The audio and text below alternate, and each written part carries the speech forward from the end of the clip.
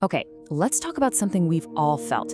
That moment when your brain, this incredible, powerful tool you have, feels like it's actively working against you. We're going to dive into the science behind why we overthink, why we have those sudden emotional overreactions, and, most importantly, what you can actually do about it.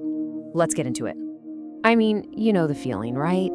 That voice in your head that just goes on and on, replaying some dumb thing you said or worrying about tomorrow, just running in circles until you're totally exhausted.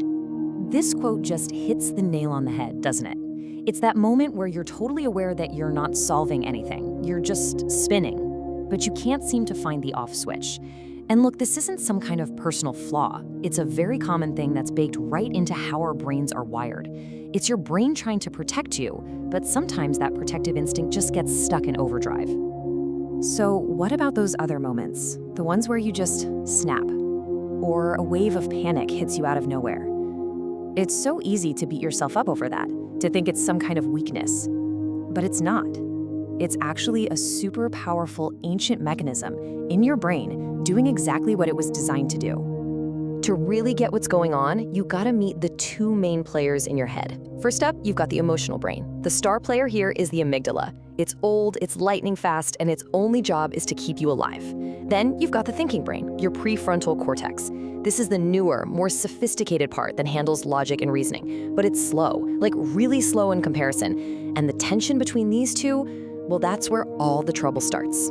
And this showdown actually has a name, the amygdala hijack.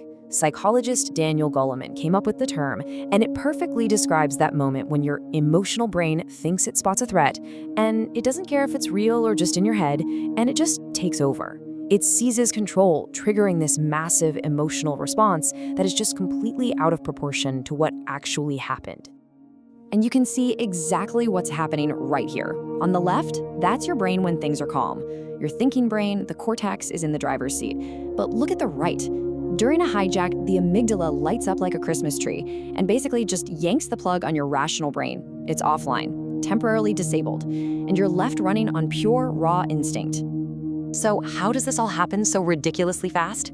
Well, your brain has two basic pathways for information. Normally, stuff takes the high road. Information comes in, goes to a relay station called the thalamus, and then travels up to your logical cortex to get analyzed before it gets sent to the amygdala for an appropriate emotional reaction. But if the thalamus senses danger, it takes the low road.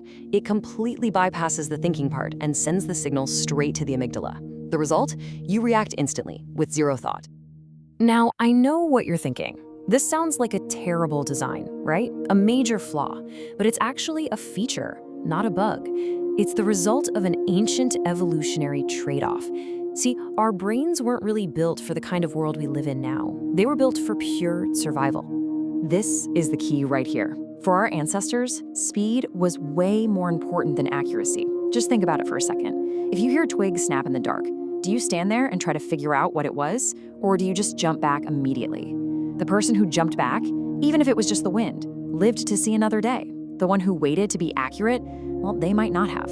Being wrong but fast was a winning strategy.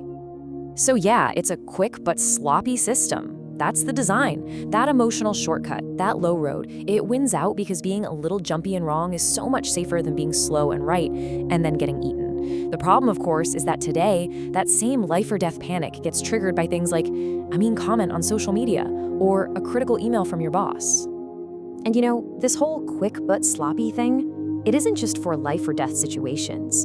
The amygdala hijack is really just one tiny example in a massive universe of mental shortcuts our brains use all day, every day. We call these shortcuts cognitive biases. Basically, they're these built-in patterns that help us make sense of the world without our brains melting from information overload. They're like mental rules of thumb that let us make decisions quickly. They're super useful, but they also lead to some very predictable mistakes in how we think. And once you start looking for them, you see these shortcuts everywhere. Confirmation bias? That's why your social media feed probably looks like an echo chamber. Anchoring bias is why that first price you see for a car dramatically affects what you're willing to pay. And hindsight bias? That's that classic, oh, I knew it all along feeling after something totally unexpected happens. We all do this all the time, without even noticing. Okay, so this might all sound a little depressing, like we're just puppets being controlled by our ancient brain wiring, but that's not the case at all. The good news is just understanding how these systems work is the first huge step toward managing them. So let's talk about how to take back the reins.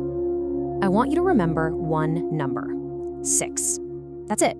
It takes about 6 seconds for all those stress chemicals, cortisol, adrenaline, that flood your body during an amygdala hijack to start to dissipate. 6 seconds. That gives you this tiny but absolutely crucial window of opportunity. If you can just create a pause for 6 seconds before you react, you give your thinking brain a chance to catch up and get back online. So what can you do in those 6 seconds when you feel that hijack starting? These tricks are so powerful because they work with your brain's wiring. Simply naming the emotion, literally saying out loud, "I am feeling angry," forces you to use the language part of your brain, which pulls the thinking cortex back into the game. Taking a few deep breaths tells your whole nervous system, "Hey, we're not being chased by a tiger, you can chill out." Even just getting up and walking to another room forces your brain to process new stuff, which can break that emotional loop. They're all ways to buy yourself that precious 6 seconds. Now, beyond just putting out fires in the moment, the long-term play here is all about building your emotional intelligence. When you practice things like self-awareness and mindfulness, you're not just coping, you are literally rewiring your brain. You're strengthening that high road pathway, making it thicker and faster, so your rational brain is more likely to stay in control the next time stress hits. So it all comes down to this really fundamental idea. Our brains were not designed to see the absolute truth. They were designed to keep us alive. They are built for survival, which means they're wired for speed, not accuracy. Knowing that is half the battle. The real question is, now that you know, how are you going to navigate that gap between what your instincts are screaming at you and what's actually true?